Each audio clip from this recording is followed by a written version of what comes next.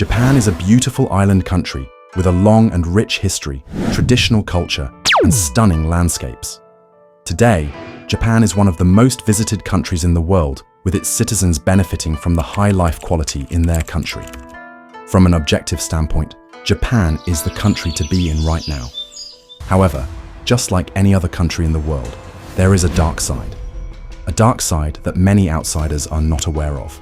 A dark side that has deep historical roots. A dark side that you might be completely oblivious to. Quick disclaimer, this video was not made to denounce Japan as a country.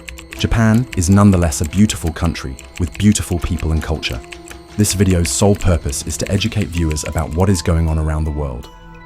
Before I proceed with the video, make sure you like and subscribe to Atlas Chronicles for more content like this.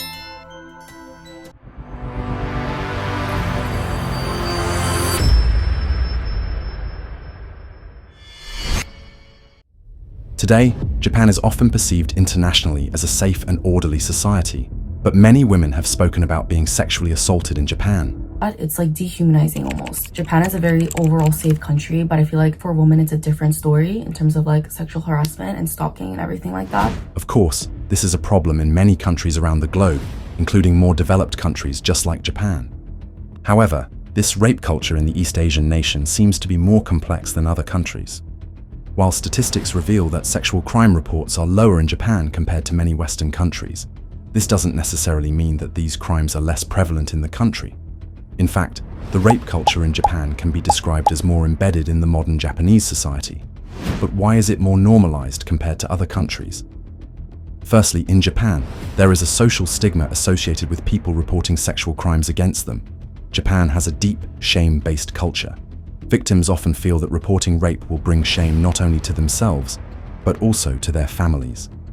This is not because they have done anything wrong, but society has conditioned them to believe they have. It is very common for survivors to be bombarded with questions like, "What were you wearing? Did you drink? And why didn't you fight back?" These questions suggest that the victim is responsible, a mindset still common in police interviews and public reactions. This will lead to internalized victim blaming. When survivors absorb this message, they blame themselves for something completely out of their control. In addition to the social stigma in the country and the psychological trauma that the victims may experience, Japan's long outdated laws didn't do much to protect people from these crimes. Until very recently, the legal system treated sexual violence in a limited male-centered way. In 1907, Japan has passed rape laws, which defined rape as only vaginal penetration of a female by a male, meaning male victims, or victims of other forms of sexual violence like oral and anal, were not recognized under the law. There was also a requirement of force or threat for this law to be applicable, meaning that prosecutors had to prove that physical violence or intimidation occurred. This meant that if a victim froze, was unconscious, or intoxicated, it didn't meet the legal threshold for rape.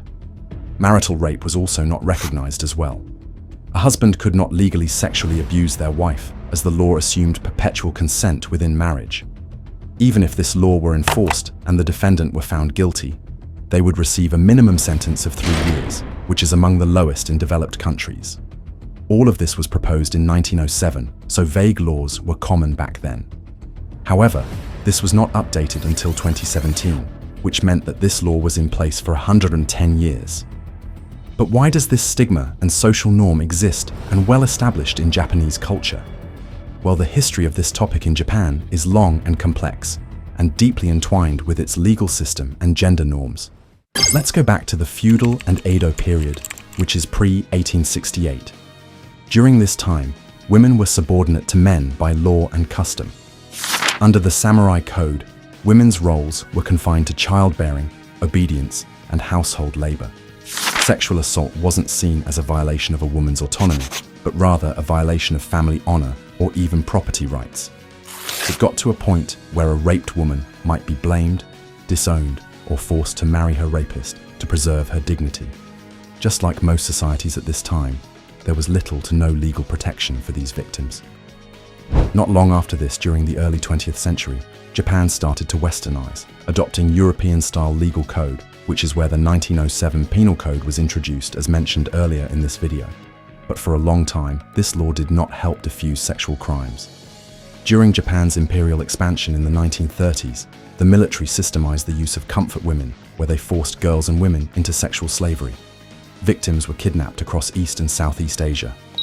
This systematic rape of thousands of women was one of the largest state-sponsored sexual violence operations in modern history. Things didn't get much better post-World War II, up until the 2000s. The culture of blame from the Edo period centuries before this still carried on. Police discouraged reporting unless the woman had visible injuries or strong evidence. Rape trials were rare, and when they did occur, they were humiliating for the victim. Because of all of this, sexual harassment became a widespread social problem, particularly in crowded areas. All of this is still happening as recent as the 2010s, when Japan was fully established as a global leader in tech and sustainability. It seemed like there was no hope for the victims of sexual violence while they were still in Japan. This was until 2017, when the sexual violence protection laws that were first introduced in 1907 were finally updated. This new law finally recognized male victims, increased penalties, and removed the requirements for a victim to press charges for prosecution. Not only this, but 5 years later, in 2023, this law was updated again. This reform introduced a consent-based definition of rape, meaning that if someone did not or could not say yes, then it's rape. Sexual crimes in marriages were also criminalized, and the age of consent was raised from 13 to 16. Although deep stigma remains, public attitudes are slowly changing, especially among young people. Several social movements are currently fighting for a change in Japan. It may take a while to completely shift social norms. However, the actions implemented to combat this issue in the last 10 years make it possible. So, what are you guys' opinions about this? Please share your thoughts in the comments section. Don't forget to like and subscribe to Atlas Chronicles for more global insights, and I'll see you in the next video.